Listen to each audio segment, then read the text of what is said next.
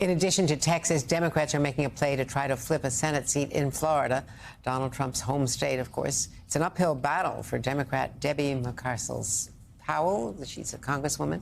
She's taken on Republican U.S. Senator, former governor of Florida, Rick Scott. Democrats hope that they will get a big assist from two ballot measures, one to enshrine abortion rights, the other to legalize recreational marijuana. That could drive turnout. Joining me now is Democratic candidate for the Senate in Florida, former Congresswoman Debbie McCarcel-Powell. And we just want to mention, of course, we've reached out to both Rick Scott and Ted Cruz campaigns, and we would welcome an interview with those candidates at any time. Congresswoman, Florida is now home to Donald Trump, and it's led by Ron DeSantis. Democrats have struggled to win statewide. So what makes you think the campaign could be competitive this year? Yeah. Afternoon, Andrea. Look, I've been traveling the state now for over a year, actually longer than that. I had been doing work for Giffords, reducing gun violence across our state. And I have been seeing for over a year, Floridians, families across the state rejecting the extreme policies that have been instituted by Rick Scott and also by DeSantis here as our governor. And we have been mobilizing for quite some time. The Amendment 4 ballot initiative, we received the signatures much earlier than expected, and it included a good portion of Republican voters that support this amendment. Rick Scott has said time and time again that he does not support Amendment 4. He supports the extreme ban on abortion, the 6-week ban. He just voted against IVF. What you saw in 2022 is that close to 1 million of our voters stayed home. They did not come out. Rick Scott has never run in a presidential election. We are going to see a huge amount of voters that will be voting for the Democrats in this election cycle that a lot of people don't realize. Florida has always been a swing state. I am now 1 point behind Rick Scott. We can win this race, but I need everyone that's watching right now. I know that we're excited about electing our first woman president, as we should be, and we need to work on that. But she will not be able to build on the progress that this administration has already built if we lose the Senate. And the best pickup opportunity is in Florida. So go to debbieforflorida.com, contribute to my race. I need you with me. Time is running out. We are 1 point below. I can win the seat. I know I can. And do you think that those two ballot measures on abortion and marijuana will help in voter turnout?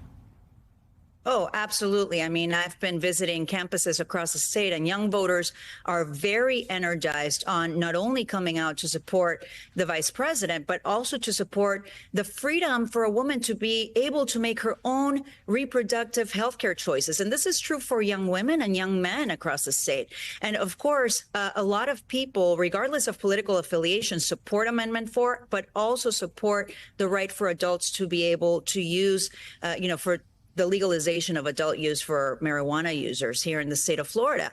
And Rick Scott has vocally said that he's against both Amendment 3 and Amendment 4. And so these amendments need 60% to pass. And we are seeing in all the polling that over 62% of Floridians support Amendment 4. I just need 50 plus 1.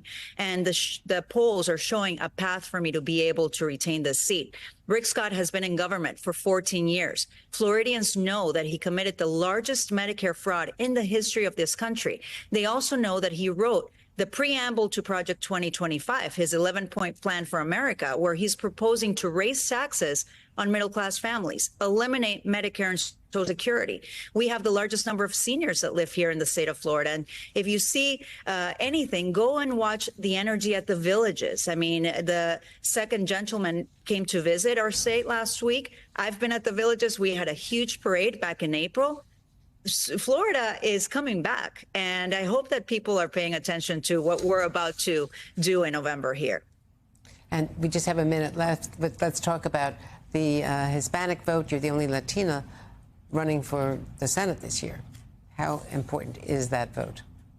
Yeah, and, I hope to join Senator Catherine Cortez Masto. She's the only Latina that's been elected in this country. Our Latino community is one of the largest groups living in the United States. They deserve better representation. And I've been communicating and being in front of our communities here in the state of Florida, speaking to them in our language. I was born in Ecuador. My mother brought my sisters and I here looking for opportunities, for freedom, for safety. And a lot of Latinos Latinos here that live in our state came here for the same reason. And so they understand what it's like to come and work and have your community behind you and being able to achieve the American dream. And I'm here talking to you as the first Latina candidate to be at the top of the ticket here in the state of Florida because of what's possible in America.